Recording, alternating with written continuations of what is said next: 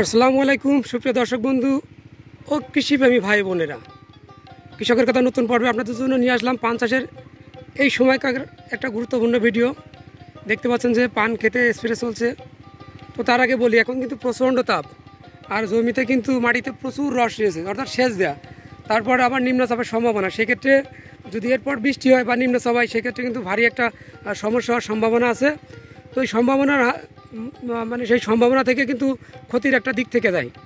তো ক্ষতিটা কি, পান গাছ কিন্তু মরে যাবে। এখন নরম গাছ নরম মাটিতে নরম রস রয়েছে, এরপর যদি আর মাটিতে নরম রস পাই বা পানি পাই দীর্ঘদিন ধরে, তাহলে কিন্তু পান গাছ মারা যেতে পারে। তো সে পান গাছ মারা যাওয়া রোদের জন্য স্প্রে চলছে। তোমার চাচা স্প্রে করছে, আপনারা দেখতে পাচ্ছেন। তো কথা না বাড়িয়ে সরাসরি চলে যাচ্ছি চাচা কি কি স্প্রে করছে তো দেখি। এটা হচ্ছে কনজা প্লাস, এটা ছত্রাকনাশক, সাথে আর একটা আছে, এটা কি রিভাস, এটাও ছত্রাকনাশক দর্শক। পাশাপাশি এটা হচ্ছে মার্শাল।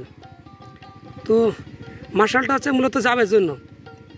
তো যখনই কোনো স্প্রে চলুক না কেন, নিচেই আছে পান ক্ষেতের মিরিতে, তখনই কিন্তু আপনি আপনার পান ক্ষেতে রোগ আসুক বা না আসুক, আপনি কিন্তু মার্শালটা দিয়ে দেবেন। মার্শালটা জাবের জন্য খুব ভালো কাজ করে। আর স্প্রেটা কীভাবে করছে তাই ভালো করে দেখেন। এটা হচ্ছে নিচের যে অংশটা বা নিচের যে নাড়া বা লতা বলি, এটা কিন্তু ভালোভাবে ভিজে দিতে হবে। এইভাবে ভালোভাবে ভিজে দিলে হবে কি, আপনার যে লতাটা যেখান থেকে পচা লাগবে, এই পচাটা কিন্তু আর লাগবে না। তো এইভাবে আপনারা যদি আপনাদের পান খেতে আগামী এই পরিচর্যাটা গ্রহণ করেন, তাহলে কিন্তু হচ্ছে আপনাদের পান খেতটা কিন্তু খুব ভালো থাকবে। যে মারা যাওয়ার যে সম্ভাবনা, সেই সম্ভাবনাটা কিন্তু একেবারেই নেই। তো এটা হচ্ছে পান ক্ষেতের আগাম পরিচর্যা। কারণ আমি যে কথা আগে বলছিলাম, আপনারা দেখেন যে পান গাছ কিন্তু অনেক সুন্দর, একটা প্রায় 4-5 ফুট 5.5 ফুট হাইট এরকম হয়ে গেছে।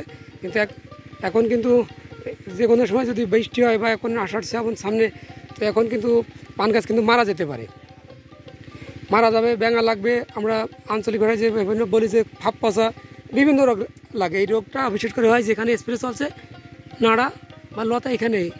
এই ক্ষেত্রে কিন্তু এইভাবে একটু পানি বেশি দিয়ে লতাটা ভিজে দিতে হবে। আর এই যে লাইনের দুই সাইড থেকে কিন্তু এই স্প্রেটা দিতে হবে, যাতে প্রত্যেকটা নাড়ায় বা প্রত্যেকটা লতায় খুব ভালোভাবে লেগে যায়। আর দুই পাশ থেকে ঘুরে ফিরে স্প্রেটা করতে হবে, তাহলে কিন্তু আপনার এই পান ক্ষেতের জন্য আগাম একটা প্রতিষেধকমূলক ব্যবস্থা থাকবে। তাহলে আপনার পান ক্ষেতটা আশা করছি যে অন্যান্য যারা পান ক্ষেত চাষ করছে তাদের থেকে কিছু না একটু হলেও একটু ভালো থাকবে। আর এই ভালো ওটাতে পান ক্ষেত ভালো থাকলে আপনি ভালো থাকবেন, পান ক্ষেত খারাপ হলে আপনি অর্থনৈতিকভাবে খারাপ হয়ে যাবেন। তো সেক্ষেত্রে আপনার উচিত কি, যে সময়ের কাজ সময়তে করতে হবে। রোগ আসার অবশ্যই আগে যদি প্রতিষেধকমূলক ব্যবস্থা নেন, তাহলে কিন্তু আপনার পান ক্ষেতটা ভালো থাকতে পারে। এই আছে এখনকার সময় পরিচর্যা। তো ধন্যবাদ দর্শক, দেখা হবে, কথা হবে আবার নতুন পর্বে। ভালো থাকবেন ততক্ষণ।